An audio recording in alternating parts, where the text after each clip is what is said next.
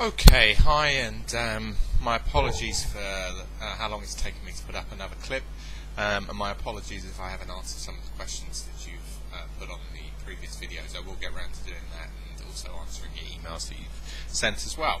A lot's happened in the last month since I've talked. Obviously, the mainstream media are now on the bandwagon. They've known what you've known, and I've known for over a year and a half now, that the banks are in trouble. Here's a typical headline: 50 billion bailout for the banks. We continue to see the housing market in the United Kingdom, as it did in America, suffer. House prices fall at fastest rate since 1978, say The Guardian. Another report here says house prices may fall by up to 30%. We continue with soaring food costs. In fact, the Evening Standard reports the world is at risk from food and oil prices. Let me see if I can get that in the right place. From food and petrol prices, gasoline, obviously. We also have a breakdown here that says how much food prices have actually moved by. I don't know if you can see that very well, but basically what it's saying is pasta has gone up 80%, chicken 77%, 64% on beef, butter 62%, rice 30%, semi-skim milk sort of 20%. So everything on the rise, or higher than the 2% that the government tells you that inflation's at, or the 4% that the Bank of England governor comes out, Mervyn King, and tells us the other day. And of course he also tells us that, shock horror, we potentially are in the worst of times. You know, the nice decade is finished. Well, the nice decade was finished about 2 years ago. The problem is the mainstream media chose not to tell people in the public now. Why they keep that information to themselves, you can all decide for yourself. Another scenario which is quite interesting is France's answer to the global food crisis is protectionism. Rather than having open markets and allowing the market to find its place, we see politicians jumping in and trying to stop things by being protectionists. One of the things that we do have to be aware of, and it's really, here's a typical example: vitamin pills may increase the risk of early death, and there's talk about regulating that.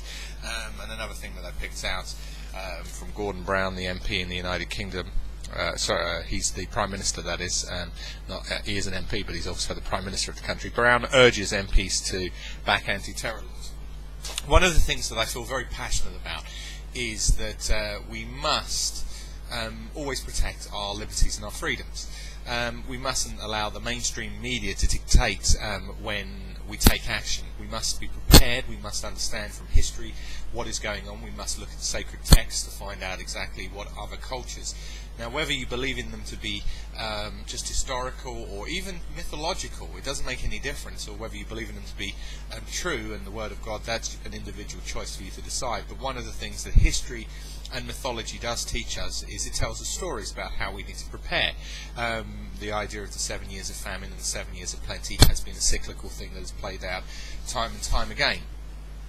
So we do need to be prepared, and we need to protect our liberties, and we need to protect ourselves from our leaders that would potentially take away our liberties, forcing us to be in a situation where we're just reliant on mass media and on them for how we act.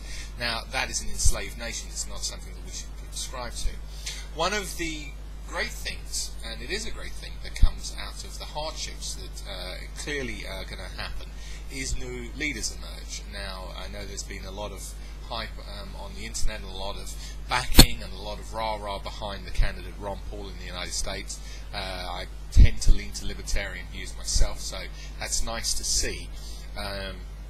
And hopefully leaders such as him and others will come forth and continue to come forth, reminding us that we actually have to be responsible for our own lives. And the best way of being responsible is by being prepared.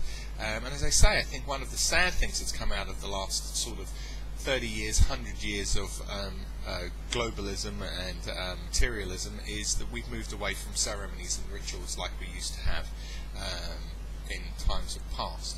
Now, you can learn a lot from Sumerian texts, you can learn a lot from Egyptology texts, you can learn a lot from Mayan texts, you can learn a lot from Christian, from Muslim, from Judaism, from Buddhism, from Daoism. You know, there's loads of texts you can learn from and from from pantheism and so forth.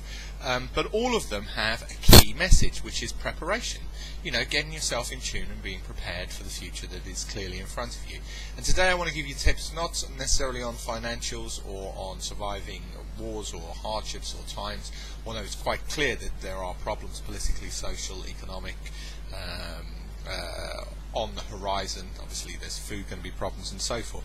But what I wanted to do was just remind you to stand up, be prepared, don't depend on mainstream media or on your governments to protect you or give you all of the information you need. Now's the time. There's a great saying from a church leader that is, when the time for decision has arrived, the time for preparation has passed. And we're still in the time of preparing. You can prepare, get your house in order, try and get out of debt financially, try and get yourself into a better position. I want to focus, however, in the last couple of minutes on the Mayan calendar, and I want to focus on one of the things from one of their leaders, one of their prophets, whatever you want to call him, a guy by the name of Chalam Balam. He pointed out that if you understand the Mayan calendar, and I don't greatly, I have a little grasp of it, but it runs in 3 separate scenarios. It does a short sort of solar calendar, which is 18 months over 20 days, with a short period of 5 days, which is supposed to be very unlucky, and a ceremonial calendar, which runs over 260 days, and then the bit long count, I think it's called the long count, which takes in the whole solar cycle. Anyway, it talks about in the era that we're in now, which is called Khotun II, that period of time started in 1993, that when we get to 2012, it's the end of a solar cycle. The 5,125 years are up, and it's number 5 of the 5,125, which make up the precession of the equinox and so forth. But it actually warns in its prophecies that half of the people will have food and others will be unfortunate, that there will be a time for unity in a cause, and I believe that is now. That is now, because as we head towards that period of time, there is great concern and great disparity with regards to wealth, and disparity with regards to community solidarity and all that sort of stuff. So whether you believe in these things to be cosmological and going to cause catastrophe, that's an individual choice for you to make. Which particular sacred text you look towards for your information, that's obviously down to you to take. Which part of history you look at and prepare from that, that's down to you to look at. But I wanted to point out that it is down to you to look after yourself and be prepared, and that's sort of my messages here on YouTube.